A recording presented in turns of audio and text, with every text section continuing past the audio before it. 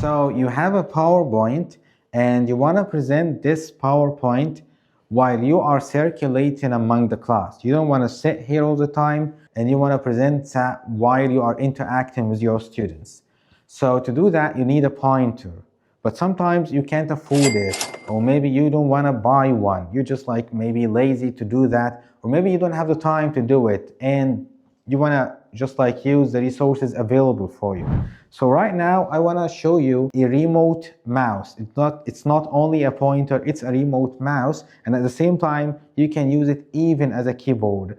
That will present your PowerPoint and you can control it from here just like this, and even when I swipe down I can go like to the slide that was the previous slide, or just like that to go to the next slide. So that's through my mobile. This is an application that you can just like download and start using immediately on your mobile once you connect it with Bluetooth with your laptop. I'm gonna show you the way right now. You don't need anything, just a mobile application. You connect it with your desktop and you can control your PowerPoint and even have a mouse that you can control competitions on Kahoot and on Playground, maybe any applications that you are using to interact with your students or make like active quizzes. You can use that application and it will help you to just like move and control your slides and PowerPoint seamlessly and everything in your computer while you are standing there or here or any place in the class. Alright guys, so the first step is to set up the app on your PC. Write remote mouse on Google search and head over to the first site. Make sure it's remotemouse.net. Click on Downloads and scroll down to Windows version if you are on Windows, or Mac if you have a Mac. Choose a suitable location where you want to find your downloaded version. For me, I will add it to Programs folder. Once the file is saved, run the installer, or in other words, double-click the installed version, then keep clicking Next. It usually takes like few seconds to finish.